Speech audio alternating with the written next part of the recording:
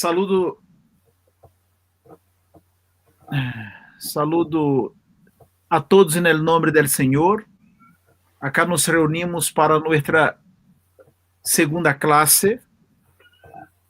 Efectivamente, es la primera, si tomamos la anterior como una introducción a la serie Fundamentos de la Fe Cristiana.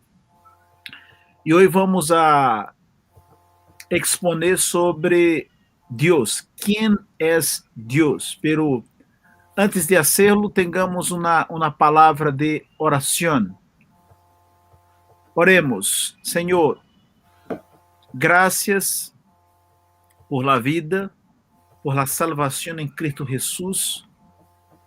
Gracias por tu palabra.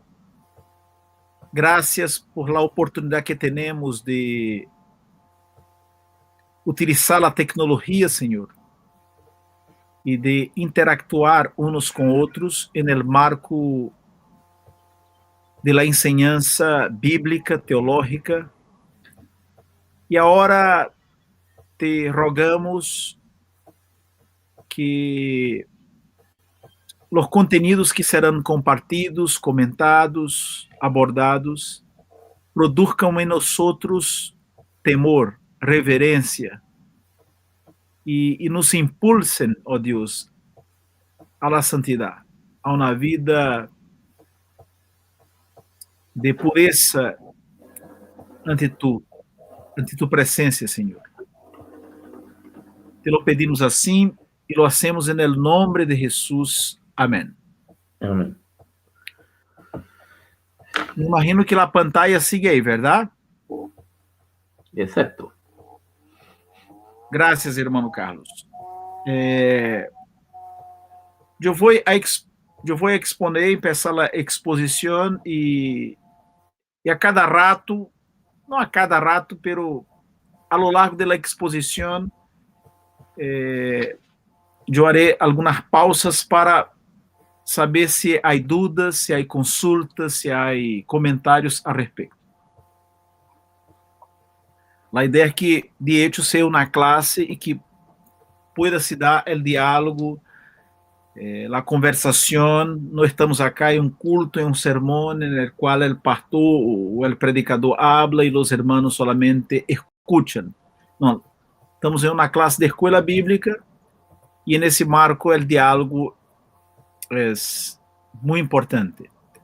Pois bem, o tema de hoje é ¿Quién es Dios? Hablar de Deus é hablar de teologia. De hecho, a palavra teologia é a fusão de dois vocábulos que provienen de la língua griega através do idioma latino. E estes dois vocábulos são teo, que significa Deus, e logia, que tem que ver com estudo, ciência, tratado. Então, hagamos acá uma rápida encuesta para empezar a calentar los motores, a los motores. ¿Qué es teología? Para ti que escucha, que está conectado con nosotros, ¿qué es teología? Yo he planteado acá 5 posibilidades. Alternativa A, estudio de la Biblia. Teología es el estudio de la Biblia. Alternativa B, ciencia que estudia a Dios. Alternativa C, estudio de la doctrina cristiana. Alternativa D, ciencia que estudia los asuntos religiosos. Alternativa E, ciencia que estudia la revelación divina. Pois bem, me gostaria acá ser uma rápida encuesta. Não é uma prova, acá não vamos a criticar a nadie, ou se acaso não señale a alternativa mais conforme a nossa teologia, a nossa confessionalidade. Pero acá estão as las opciones, las alternativas. Entonces, veamos aquí lo siguiente. Christopher, ¿qué alternativa eliges? Me ponen la disyuntiva de escoger primero, pastor, pero bueno. Es que tú eres el director de la escuela bíblica y debes dar el ejemplo. Luego del enunciado de la pregunta, me quedo más dudoso todavía porque estoy entre la alternativa B, la ciencia que estudia a Dios, por cómo se conforma la palabra, más nada. Y luego del enunciado de la pregunta, me saltó la duda de que a lo mejor podría ser la letra E. Ok. También. Entonces hay que elegir B o E. Ya, regáleme la E. Ok. Hermano Carlos Aguirre. Para mí es la E. Perfecto. Vamos a ver. Nicolás.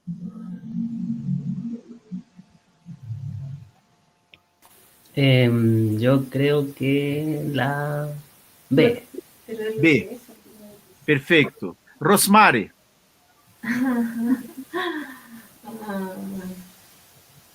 Yo creo que la C. C. Muy bien. Carolina Barrientos.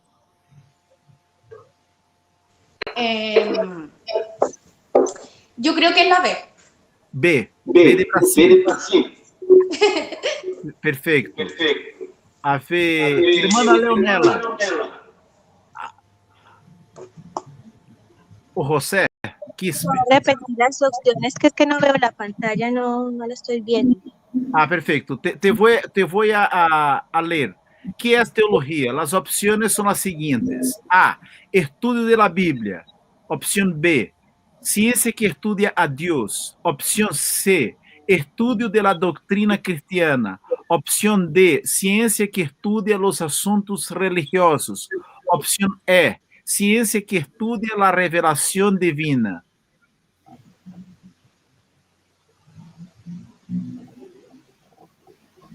Si quieres, te puedo repetir.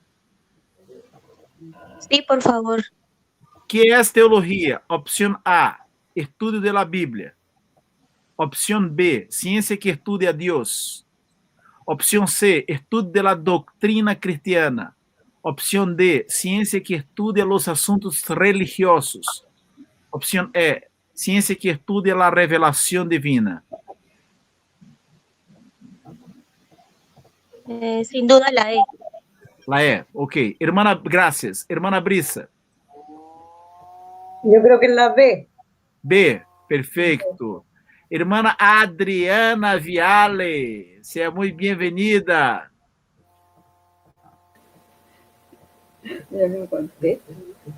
No, ¿Cómo? Está con volumen. No, la D.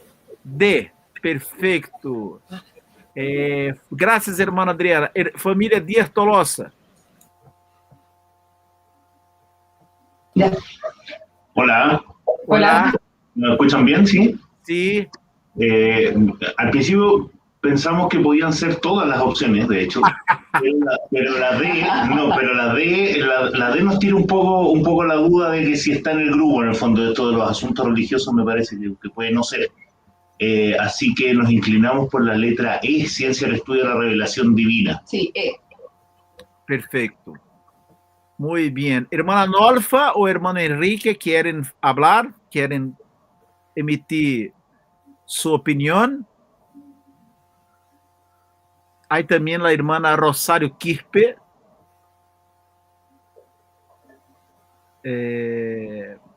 Pues bien, ¿qué es teología? Teología es la ciencia o estudio que se enfoca en la revelación divina. Por supuesto que en ese marco nosotros tenemos que consultar a la Biblia, pero según nuestra perspectiva reformada, la teología estudia la revelación divina, es decir, lo que Dios ha revelado de sí mismo. En ese marco, me gustaría compartir esta frase ou este pensamento que é sacado de um sítio chamado Verdade Convincente. A única maneira de realmente saber como é Deus e conhecer seus atributos é através da revelação de si mesmo em la Bíblia. A palavra de Deus ao homem. Sem a autoridade da Bíblia, qualquer intento de explicar os atributos de Deus nos expondria a opiniões, conjecturas e suposições que são muitas vezes incorretas, particularmente quando se trata de entender a Deus. Os atributos de Deus, segundo são revelados na Bíblia, são cruciais para entender a verdade acerca de Deus, quem é, que hace e como é Ele. Pois bem, então, a teologia não é o estudo da Bíblia, porque o estudo da Bíblia dá para muitos assuntos, e um de eles é Deus. Um de eles é a persona de Deus. A teologia não pode ser a ciência que estuda a Deus, porque Deus não pode ser capturado. Não é como, por exemplo, um animal ou insecto que o científico toma e uma vez morto, põe no bolsillo, por assim dizer, e se vai ao laboratório e aí lo disseca, lo examina. Não. Hasta porque nós, os seres humanos, somos finitos e é impossível que seres finitos puedan estudar e compreender a um ser infinito como é Deus. A teologia, por supuesto que em alguma medida estuda a doutrina cristiana, pero tomando em conta a ideia das palavras teo e logia, certo? Tem mais que ver com Deus, com os assuntos relacionados a Deus, e a doutrina cristiana é muito ampla, porque tem muitos temas, muitos tópicos. Também não pode ser o estudo dos assuntos religiosos, porque, como dijo, me parece que Camilo, isso dá para muito. Existem muitos temas, muitas religiões, muitos aspectos. Então, é a ciência, segundo a teologia, a perspectiva reformada calvinista, que estuda a revelação divina, o que Deus ha revelado de si mesmo na Bíblia, certo? Claro, Deus também se ha revelado na criação, na natureza, pero podemos entender algo da revelação de Deus na natureza solamente através da Bíblia. Em outras palavras, o livro da natureza não pode ser entendido sino através do livro escrito, impresso, que é a Bíblia, que é a palavra de Deus. Hasta aqui tudo bem? Alguma consulta, alguma dúvida, alguma pergunta? Como vamos? Me parece que bem. Se não, depois podem também manifestar-se. Como Deus se apresenta na Bíblia? Há muitos textos, certo? Há muitos passagens em los quais Deus nos entrega informações sobre sua persona, sobre seu ser, sobre sua natureza. Eu vou a tomar um passagem, certo? Para comentar algo sobre a persona de Deus. Este passagem se encontra em Isaías, capítulo 40, del versículo 25 al versículo 31. E diz: ¿A qué pues me haréis semejante o me compararéis? Dice el Santo. Levantad en alto vuestros ojos y mirad quién creó estas cosas. Ele saca e cuenta su ejército. A todas llama por sus nombres. Ninguna faltará. Tal es la grandeza de su fuerza y el poder de su dominio. Porque dices, oh Jacob, y hablas tú, Israel, mi camino está escondido de Jehová, y de mi Dios pasó mi juicio. ¿No has sabido, no has oído que el Dios eterno es Jehová, el cual creó los confines de la tierra? No desfallece, ni se fatiga con cansancio, y su entendimiento no hay quien lo alcance. Ele dá esforço al cansado e multiplica las fuerzas al que no tiene ningunas.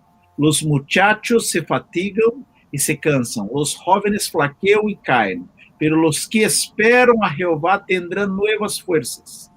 Levantarán alas como las águilas, correrán y no se cansarán, caminarán y no se fatigarán.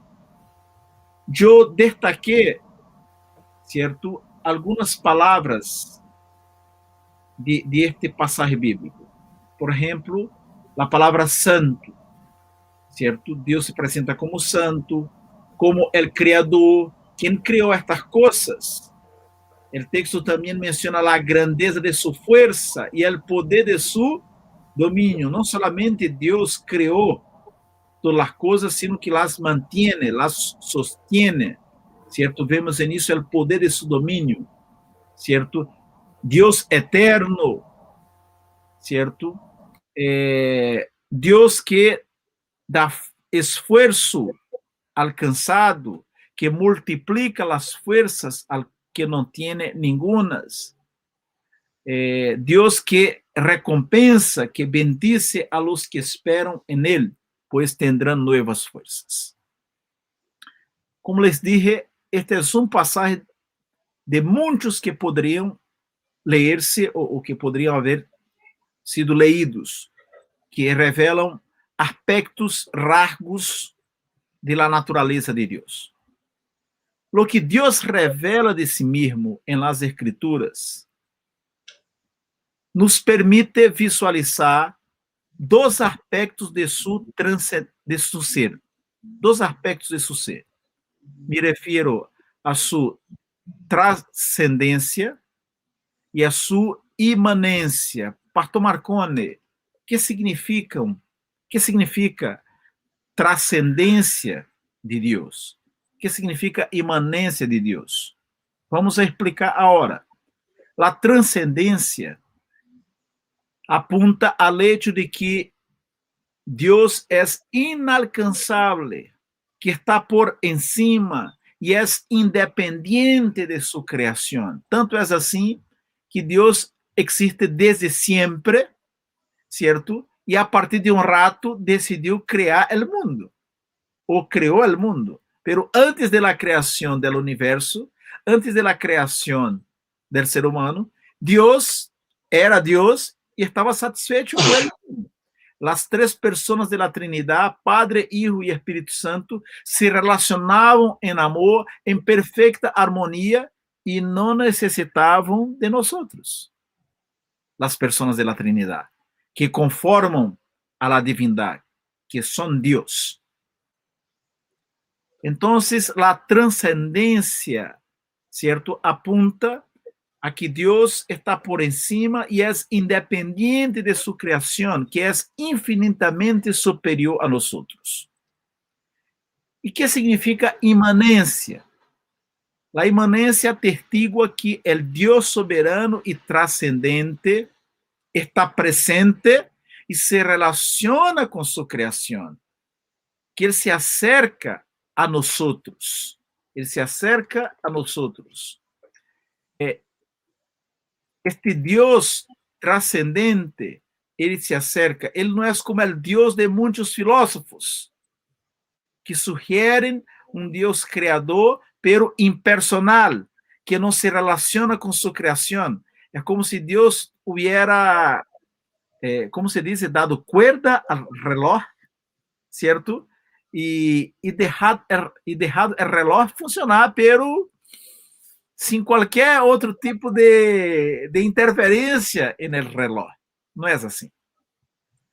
La inmanencia y trascendencia de Dios se refieren a la relación de Dios con la creación. Isso inclui a nosotros, seres humanos. Quando decimos que Deus é totalmente superior e está por encima de sua criação, estamos dizendo que é trascendente. Quando decimos que Deus se pode encontrar ativamente dentro de sua criação, estamos afirmando que ele é imanente. É uma frase de uma pessoa chamada Daniel Conejero. Então, estes dois elementos, transcendência e imanência, devem ser preservados, mantenidos em equilíbrio. Ojo com isso.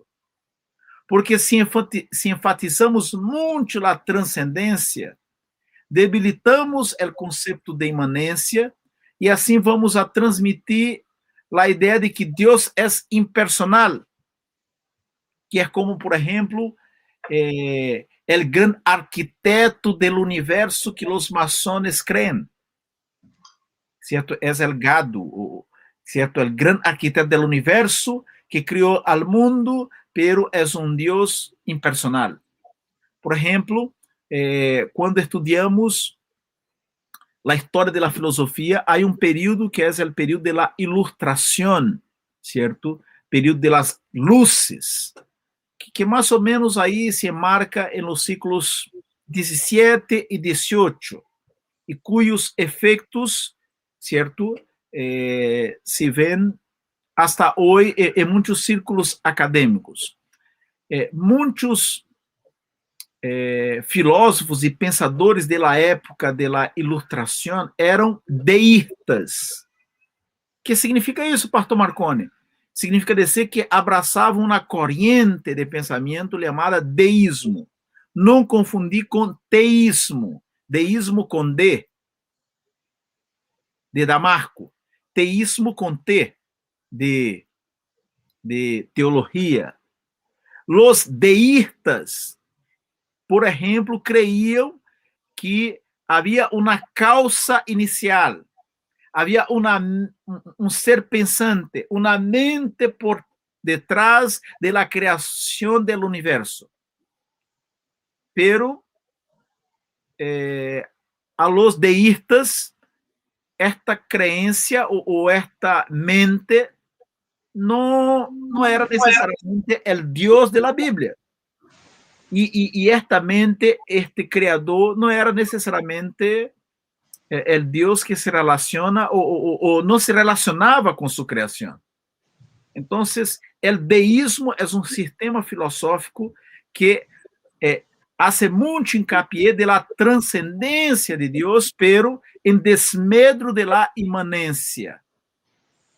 Por outro lado, volviendo acá a pantalla, se enfatizamos a imanência, debilitamos a transcendência e transmitiremos a ideia de que Deus é nosso amiguito, certo?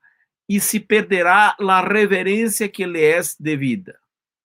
Por lo tanto, nós, como cristianos, como aqueles que conhecem a palavra de Deus, devemos sostener e manter em equilíbrio e enfatizar igualmente tanto a transcendência como a imanência. Ou seja, Deus está por encima de sua criação, por encima de nós, pero ao mesmo tempo se manifestou e se relaciona com sua criação, incluso com nós. Está claro isso, meus irmãos, como conceitos. Agora, a continuação, eu les vou a compartilhar 2 versículos bíblicos que demonstram, que comprovam tanto o conceito da transcendência como o conceito da imanência. Por exemplo, em Isaías 55, versículos 8 e 9, lemos: porque mis pensamentos não são vuestros pensamentos, nem vuestros caminhos mis caminos, dijo Jehová. Como são mais altos os cielos que a terra, assim são mis caminhos mais altos que vuestros caminhos, e mis pensamentos mais que vuestros pensamentos. O texto claramente, netamente, revela, demonstra que há uma diferença entre os pensamentos de Deus e nossos pensamentos, entre os caminhos de Deus e nossos caminhos. Agora les vou mostrar um versículo que habla de la imanência, de la presencia de Dios en medio de su creación. Por ejemplo, Jeremías 23, 24. Se ocultará alguno, dice Jehová, en escondrijos que yo no lo vea, no lleno yo, dice Jehová, el cielo y la tierra. Isaías 6, versículo 3, una parte. Toda la tierra está llena de su gloria. Es decir, Dios no solamente es el creador del mundo, sino que también está presente, ¿cierto? Se manifiesta y interactúa con su creación.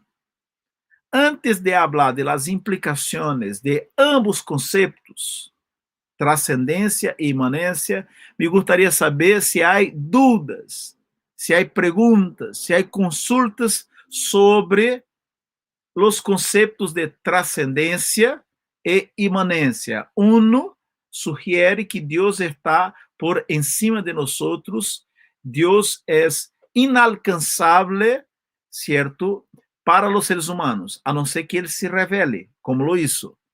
Si Dios no hubiera se revelado a nosotros, sería imposible cualquier conocimiento de Él y cualquier relación con Él.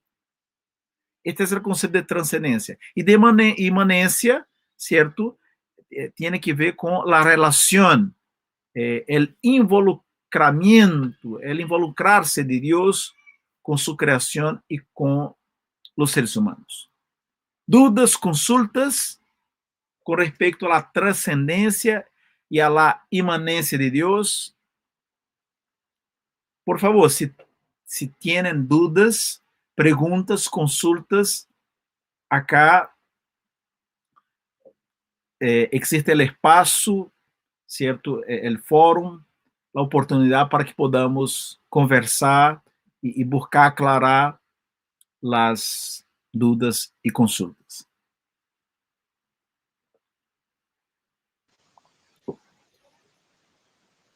Tengo la impresión que no hay dudas o consultas hasta aquí, ¿verdad? El silencio puede sugerir que todo está bien o todo está mal. Hola, hermana Brisa. Hola, pastor. A ver, si lo entendí bien, podríamos decir que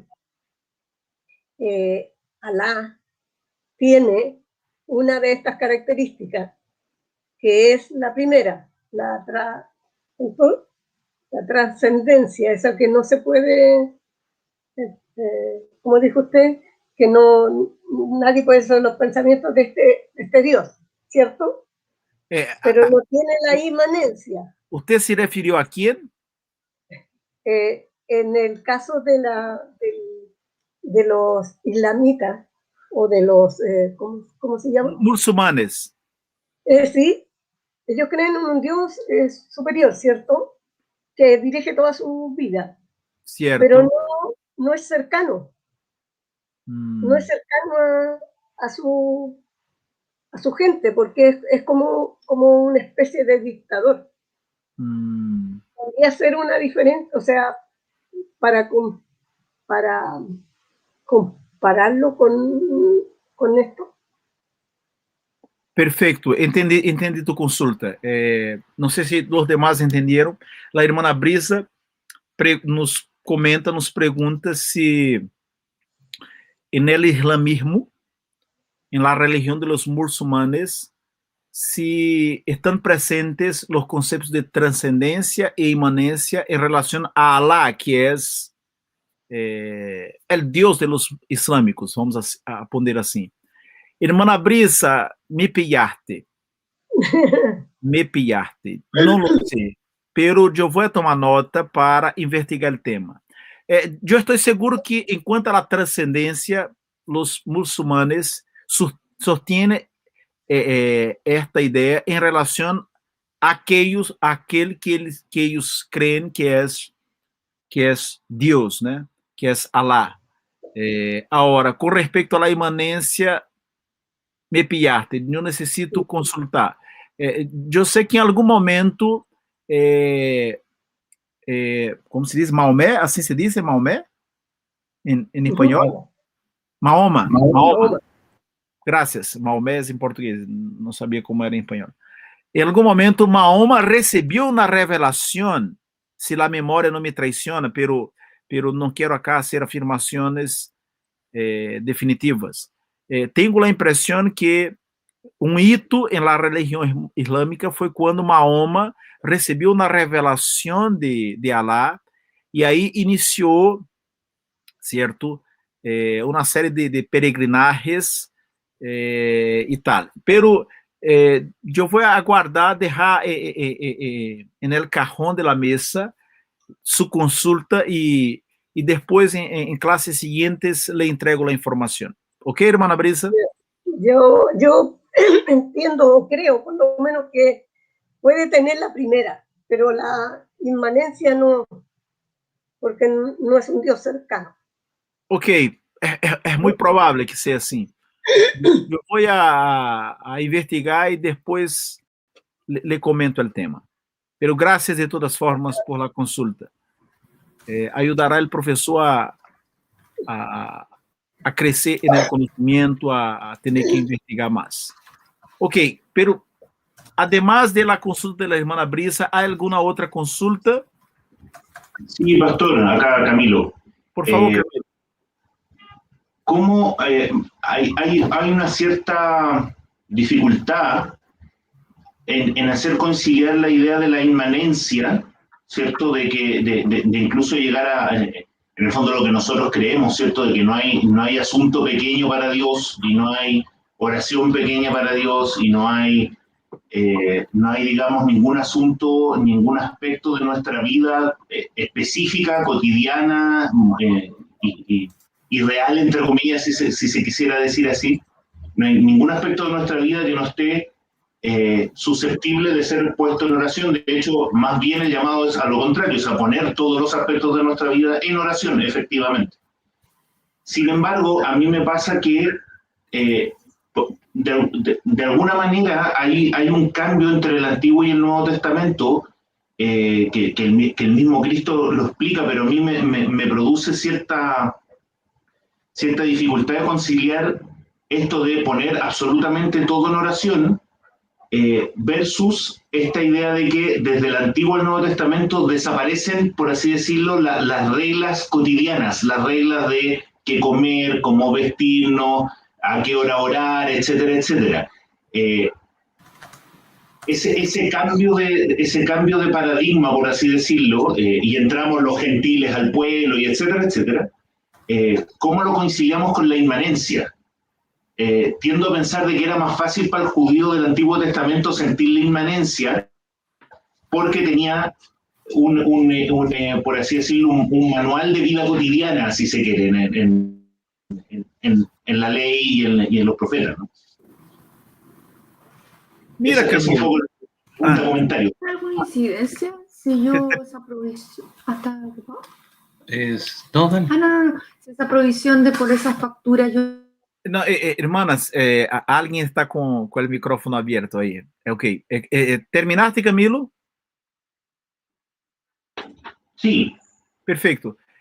Mira, Camilo, primeramente señalar o decirle que las diferencias entre el Antiguo Testamento, más que nada, son de forma. No son diferencias de fondo. En esencia, el mensaje es el mismo, pero por supuesto que existen muchas diferencias en cuanto a la forma, ¿cierto? A la administración de la gracia de Dios. Quizás te ayude te voy a mencionar algo que quizás sea útil, te sirva de ayuda. En el Antiguo Testamento solimos clasificar 3 grupos de leyes, ¿cierto?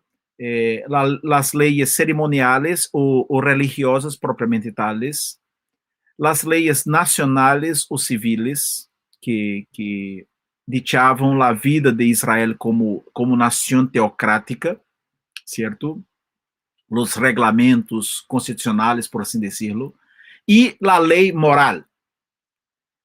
Con la venida de Jesús y la era del Nuevo Testamento, ya no hay más validez para la iglesia, para el pueblo de Dios. Estoy pensando en la iglesia según los términos del Nuevo Testamento, que en rigor no son diferentes en esencia de los términos del Antiguo Testamento. ¿Por qué? Haciendo acá un alcance para no perder el hilo de la idea. Porque mismo en el Antiguo Testamento tenemos la presencia de gentiles entre los salvos, entre los convertidos. El profeta Jonás fue a predicar en Nínive y mucha gente se convirtió en Nínive. Y hay otros ejemplos en el Antiguo Testamento, como Rahab, ¿cierto? Y otros ejemplos que te podría mencionar, que puedo mencionarte. Y la propia ley de Moisés, el Pentateuco, menciona la posibilidad de conversión de extranjeros. Hay otros ejemplos en el Antiguo Testamento de personas ajenas a la nación, que no eran israelitas y que fueron convertidas a Dios. Pero, ok, la idea general, volviendo. Entonces, en el Nuevo Testamento, con la venida de Jesús, ¿cierto? Y la inclusión más visible de los gentiles, de los que no eran judíos en la iglesia, ¿cierto? Del Señor, ya no hay, se perdió la validez de las leyes ceremoniales religiosas, ya no hay lugar sagrado, ya no hay templo, ya no hay necesidad de sacrificios, ya no hay necesidad de sacerdotes humanos, ya no hay necesidad de fiestas religiosas, de seguir un calendario.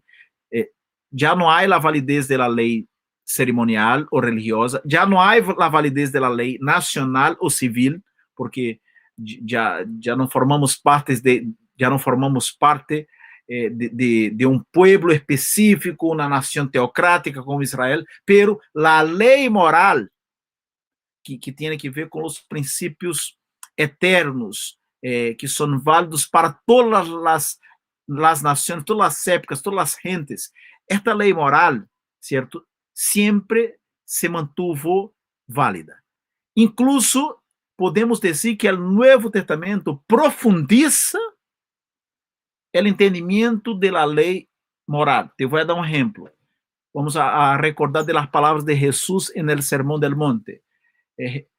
La ley dice, no adulterarás. Los judíos de la época de Jesús concebían el adulterio, ¿cierto? Como un acto sexual con una persona que no era tu pareja, tu cónyuge. Jesús llega y dice así, si una persona mira a otra con malas intenciones, en su corazón ya adulteró. La ley decía, no matarás. Y siempre se entendía, ¿no? A la sazón que matar era quitar la vida de alguien. Si en tu corazón, esa es la idea que Jesús expresa, tú odias a la persona y deseas su mal, en tu corazón tú ya eres un homicida, un asesino. Entonces, el Nuevo Testamento profundiza, ¿cierto? Jesús da una interpretación más amplia y más profunda de la ley del Antiguo Testamento. Y eso como primero planteamiento. Con respecto a la cuestión de la inmanencia, yo tengo una mirada, mi impresión va en una dirección diferente, Camilo, porque todos los eventos, todos los mensajes, todas las ceremonias del Antiguo Testamento eran una sombra de lo que vendría. Pero es en el Nuevo Testamento que el verbo de Dios se encarna, habita entre nosotros, ¿cierto? Y podemos ver la imagen del Dios invisible en Jesús. Por supuesto, te entiendo, los judíos, la mayoría de ellos, no creen que Jesús es el Mesías, pero nosotros que por la gracia de Dios creemos, ¿cierto? Porque el Espíritu Santo abrió nuestros ojos, podemos ver que el Nuevo Testamento entrega mucho más luz y demuestra la inmanencia, la presencia de Dios en el mundo de una manera mucho más clara que en el Antiguo Testamento. No sé si te ayudé o te enredé más aún, Camilo. Clarísimo, pastor. Muy, muy claro. O sea, no hay prueba más patente de la inmanencia de Dios que su presencia encarnada en la tierra, en el fondo. Exactamente. Y también por la manera, a través de la forma, según el Nuevo Testamento, nosotros podemos interpretar de manera más profunda, amplia, el Antiguo Testamento. ¿entiende? Entonces, los acontecimientos, como por ejemplo, te voy a dar un ejemplo muy claro. En el Antiguo Testamento, el gran evento en la historia del Antiguo Testamento y en la historia de Israel como nación es el Éxodo, es la salida de Egipto hacia Canaán. El Nuevo Testamento incluso da un sentido espiritual para este éxodo. Rescate la esclavitud espiritual, ¿cierto? Y ahora en Cristo somos nueva creación, tenemos nueva vida. Entonces, el Nuevo Testamento nos permite reinterpretar el Antiguo Testamento o interpretarlo de manera más profunda, de tal forma que si vemos evidencias de la imanencia de Dios en el Antiguo Testamento, el Nuevo Testamento nos permite ver estas evidencias de manera mucho más clara, de manera mucho más profunda. Pues bien, sigamos. Quizás ahora la cosa, los temas de trascendencia e imanencia se queden más claros por las implicaciones que vamos a comentar. ¿Cuál es, Pastor Marconi, cuál es la importancia del concepto de la trascendencia de Dios? Que Dios es inalcanzable por sí mismo, o sea, que si Él no hubiera se manifestado, jamás podríamos tener relación con Él, ¿cierto? ¿Cuál es la importancia?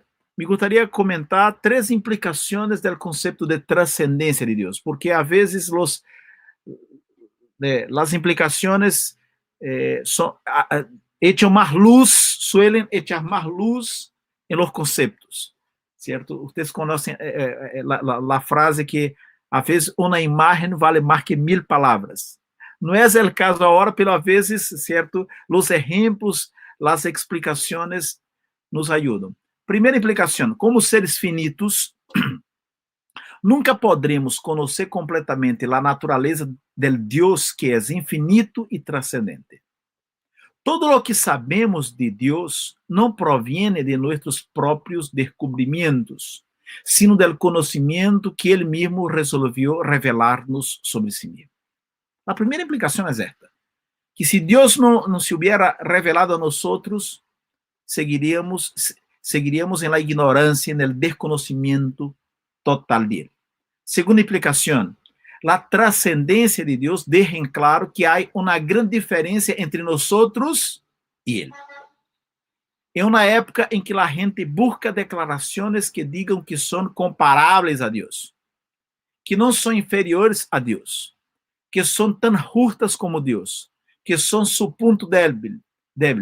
La doctrina de la trascendencia divina viene a mostrar que tales conceptos son fruto del engaño y locura del hombre. No es así. La verdad es que existe un abismo, una diferencia imposible a los seres humanos de cruzar, ¿cierto? Entre los seres humanos pecadores y Dios, santo, soberano, perfecto, infinito. Tercera implicación. La doctrina de la trascendencia de Dios es también una invitación a la reverencia.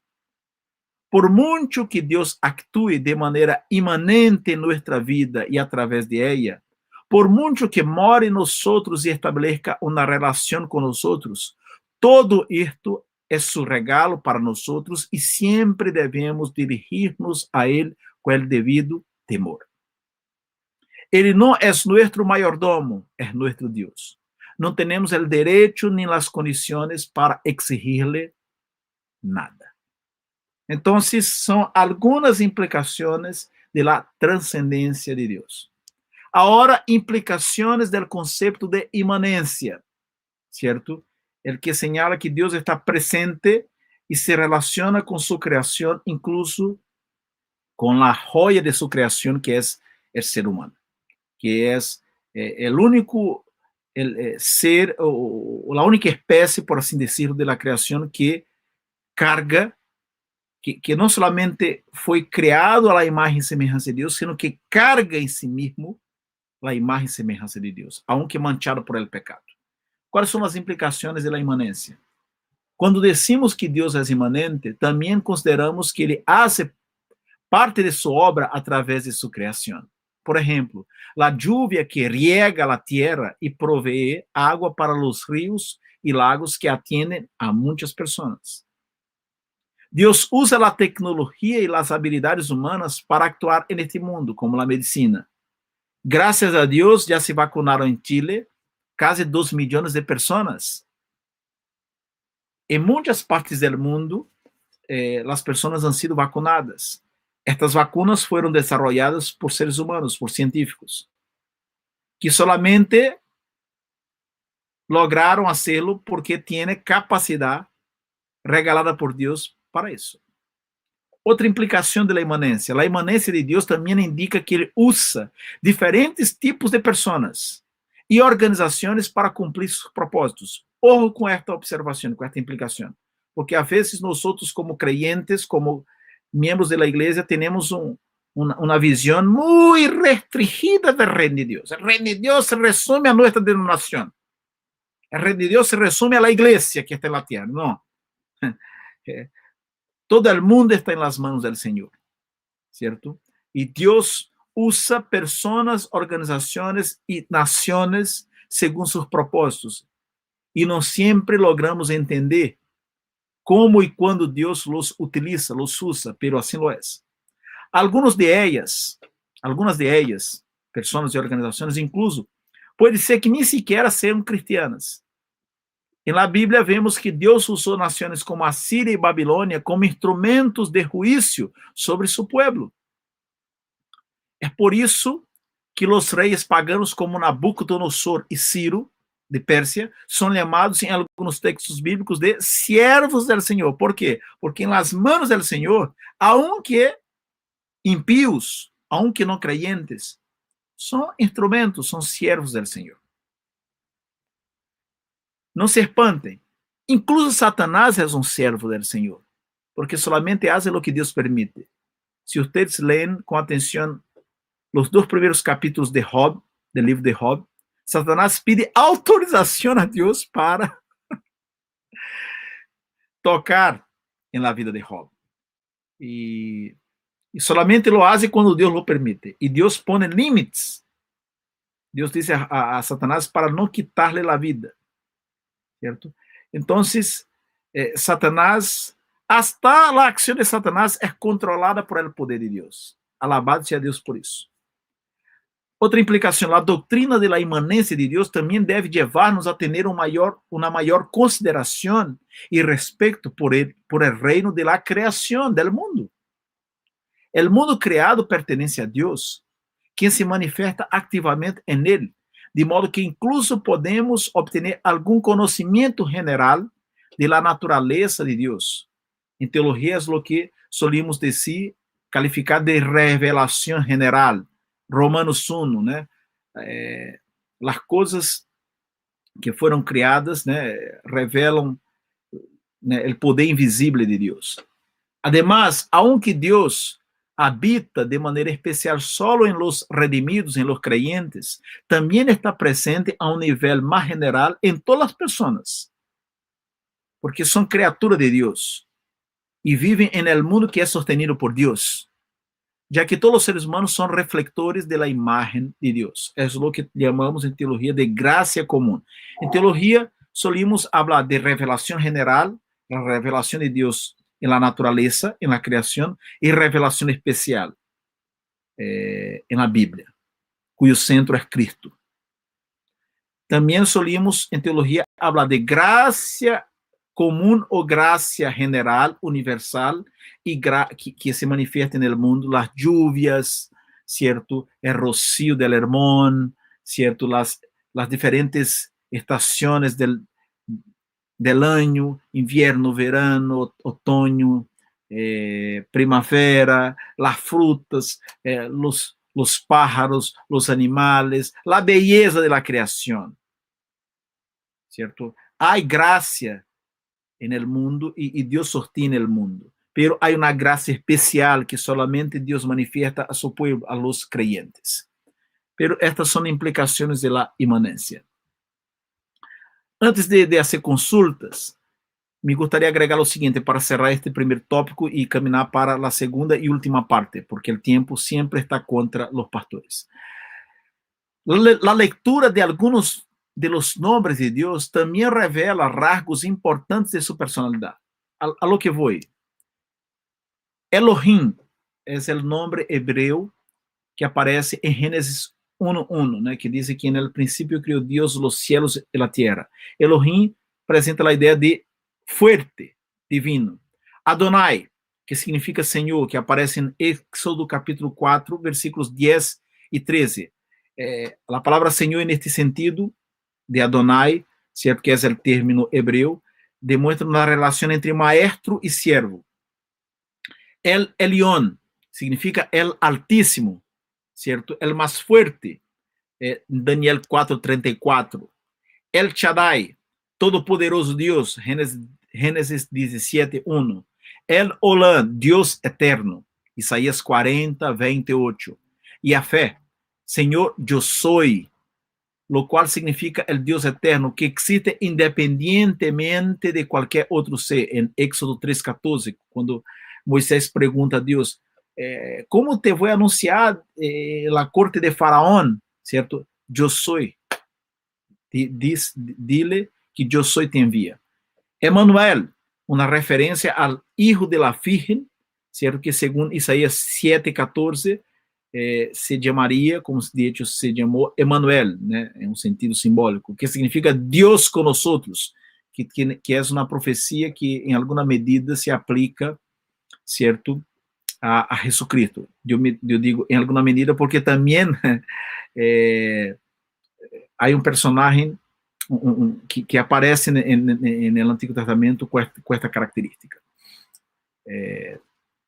Entonces, son nombres, diferentes nombres, algunos de ellos que la Escritura utiliza para referirse a Dios o a Jesús, en el caso de Emmanuel, que demuestran, que atestiguan diferentes rasgos de la personalidad de Dios. Mis hermanos, preguntas, consultas.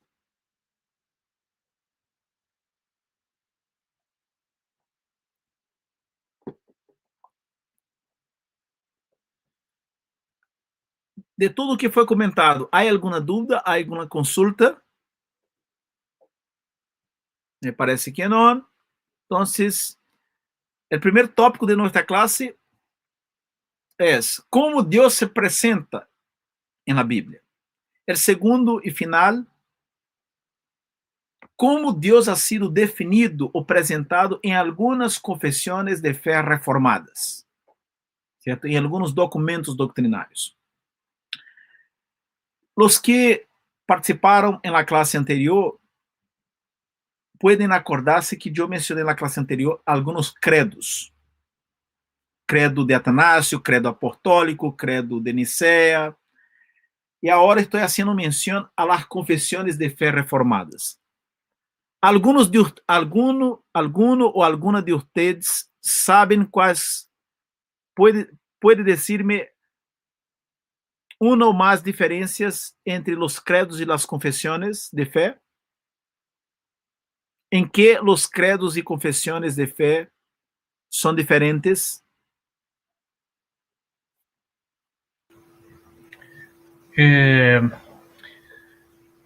Una de las diferencias es que los credos son pequeños resúmenes, por decirlo de alguna forma, mientras que las confesiones tienen un texto bastante más acabado, tienen, más digamos, extenso. Son exactamente, mucho más extensas. Un 7 para nuestro hermano Roy. Una excelente respuesta. Los credos son acotadas, son resumidas declaraciones de fe, y las confesiones o catecismos son extensas, son textos voluminosos, con muchas palavras, com muitos párrafos, certo? Uma outra diferença é que os credos são próprios da época antiga da igreja, de los primeiros ciclos da era cristiana. E as confissões e catecismos são muito próprios da época da reforma, de los ciclos 16 e 17. Es decir, quando surgiu o protestantismo no século 16, os credos já não eram suficientes para revelar as diferenças entre católicos romanos e protestantes.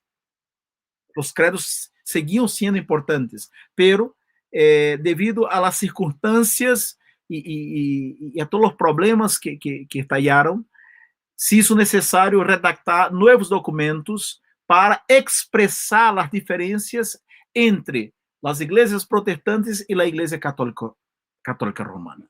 Entonces, de ahí, ¿cierto?, se produjeron las confesiones y los catecismos.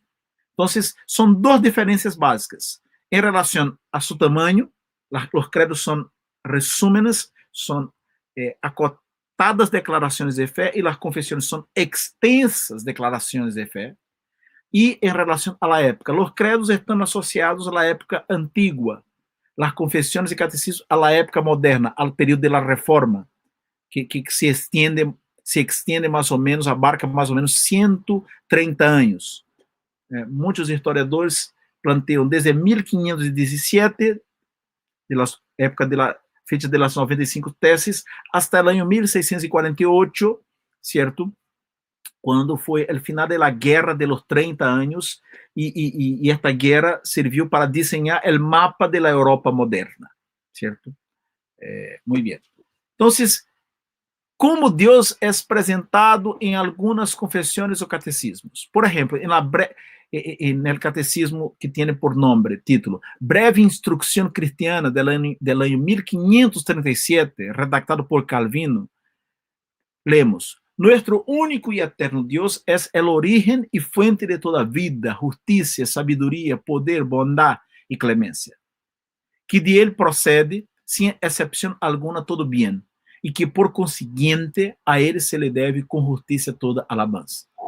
La confesión de fe de La Rochelle, ¿cierto?, que por mucho tiempo fue la confesión de fe usada por los reformados en Francia, del año que fue aprovado en el año 1559.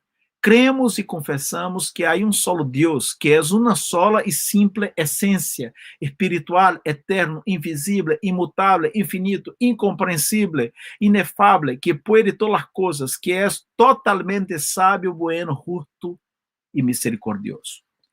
La confesión escocesa, básicamente redactada por 6 hombres, cuyo primer nombre era John, uno de ellos John Knox, del año 1560, confesamos y reconocemos a un solo Dios, quien es eterno, infinito, inconmensurable, incomprensible, omnipotente, invisible, uno en sustancia y sin embargo distinto en 3 personas, el Padre, el Hijo y el Espíritu Santo. La confesión belga, escrita por Guido de Bresse, creemos en un solo Dios, el cual es una única esencia en la cual hay 3 personas, real, verdadera y eternamente distintas según sus incomunicables atributos, y que son el Padre y el Hijo y el Espíritu Santo, del año 1561. La segunda confesión helvética tiene que ver con Dios justo y veraz. El Catecismo Mayor de Westminster, redactado finalmente, se terminó la redacción en el año 1647. ¿Qué es Dios? Es la pregunta. Dios es un espíritu, en sí y por sí mismo, infinito en su ser, gloria, bienaventuranza y perfección, suficiente para todo, eterno, inmutable, incomprensible, omnipresente, todopoderoso, omnisciente, sabio y santo y justísimo, misericordioso y lleno de gracia, paciente y abundante en bondad y verdad. Así, algunos de nuestros hermanos del pasado definieron al Dios verdadero, al Dios único y verdadero, que es el Dios presentado en la Biblia, la única regla de fe y práctica de los creyentes. ¿Qué les parecieron las definiciones de las confesiones de fe reformadas? ¿Malas? ¿Flojas? ¿Confusas? Tengo la impresión que no, al revés. Las confesiones, incluso se nota que hay como un hilo conductor, que básicamente expresan a Dios, ¿cierto? Siempre teniendo un solo marco, ¿cierto? Con diferentes palabras, adjetivos, pero la idea de un Dios soberano, de un Dios santo, de un Dios eterno, infinito, ¿cierto? Que es una sola y simple esencia, y ese Dios se conforma del Padre, del Hijo y del Espíritu Santo. Conclusión, hermanos. Hay un libro clásico, mencionado incluso en internet, se puede leerlo, ¿no? Está el PDF, que es el libro Los Atributos de Dios de Arthur Pink.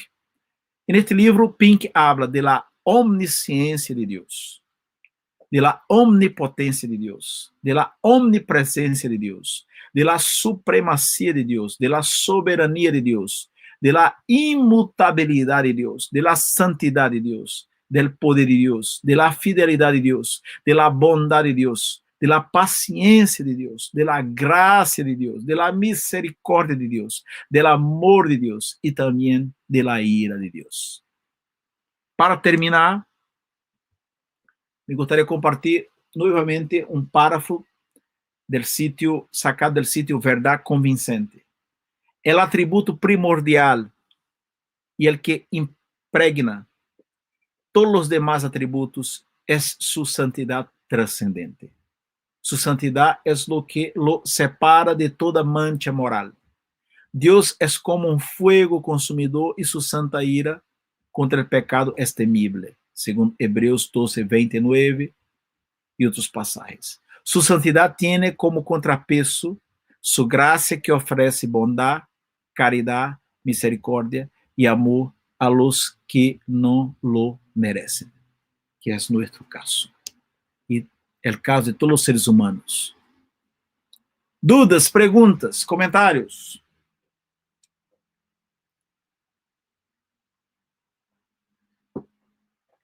Se terminó la clase. Dicho sea de paso. Así que hay tiempo ahí para algunas consultas.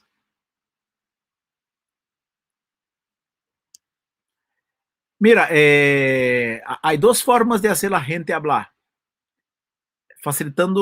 Facilitándoles el espacio o haciendo preguntas. El pastor de manera autocrática, ¿cierto? Va a elegir algunas personas y hacer preguntas de teología. ¿Ustedes prefieren el método A o el método B? ¿Ustedes hablan o yo elijo a quienes voy a preguntar?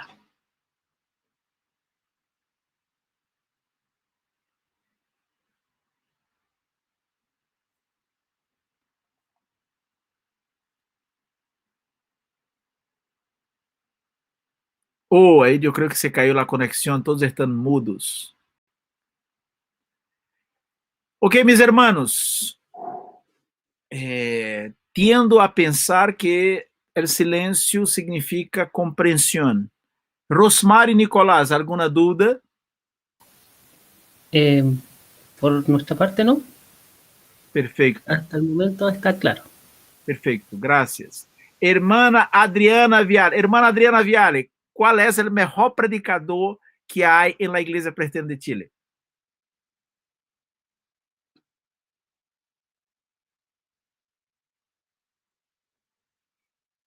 Hermana Adriana, ¿todavía está con nosotros? ¿O le pillé con la pregunta?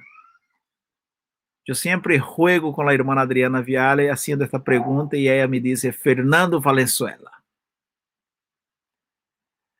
Ok.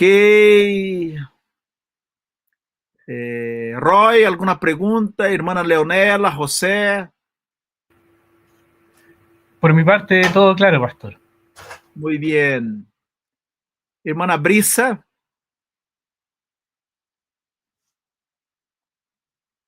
Se fue a tomar un tecito. No, está. Yo Sí. tengo un problema de comprensión a la primera.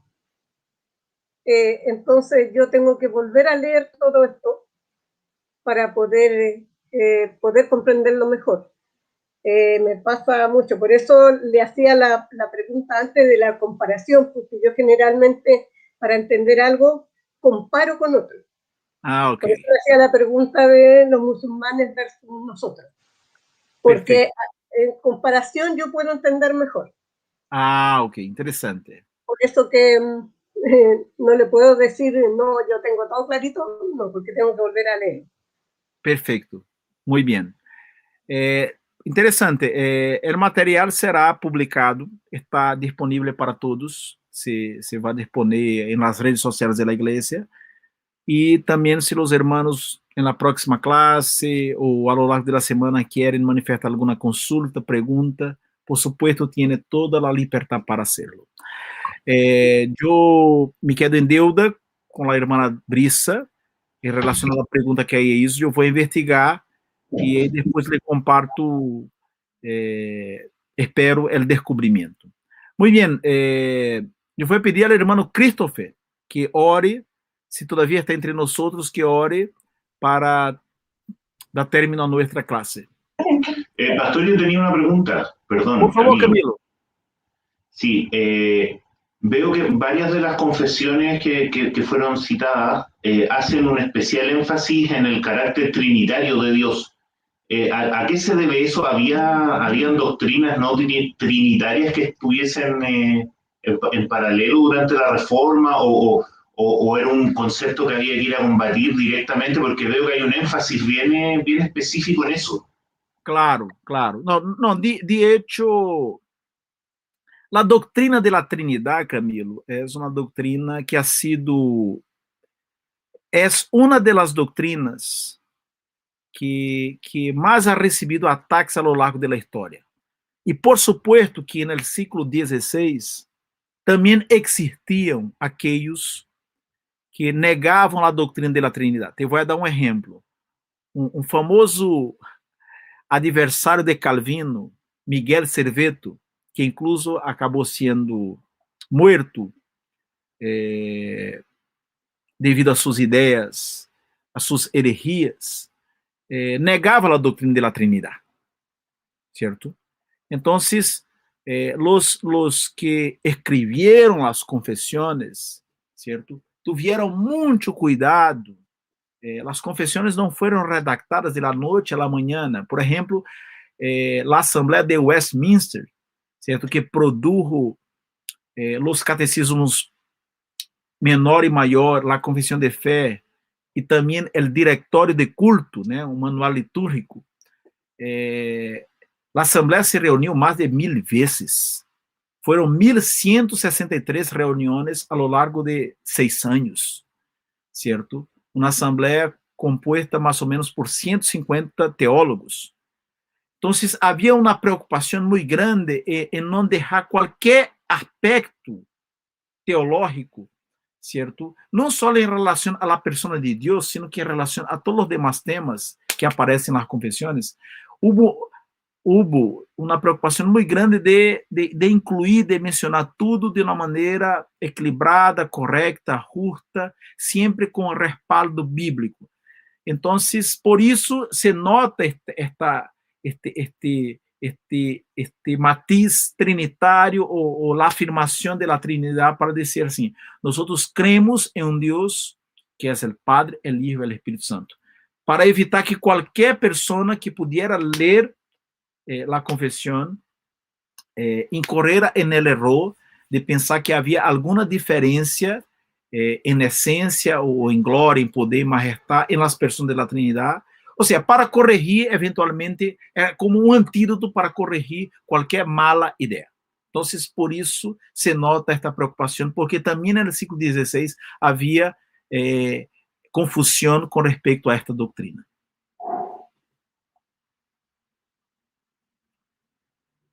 Ok, mis hermanos. Muchas gracias. De nada. Hermano Christopher, por favor. Christopher todavía está con nosotros. Así es, pastor, oremos. Por favor. Padre Santo y Misericordioso, te agradecemos por esta mañana de estudio que tú nos has entregado. Te agradecemos, Señor, porque a través de tu palabra, a través de la exposición de ella, a través de la reflexión, podemos aprender mejor de ti. Podemos conocerte de mejor manera, conocer tus atributos, Padre, y reconocernos en ellos también, sabiendo de que tú estás por encima nuestro, cuidándonos y llevándonos en todo camino. Te agradecemos, Padre, por la vida de nuestro pastor, por la vida de nuestros hermanos que han podido asistir hoy día a esta clase, y te pedimos, Señor, de que tú seas bendiciéndonos en el resto del día también para estar en tu culto de adoración con nuestros hermanos. Por Cristo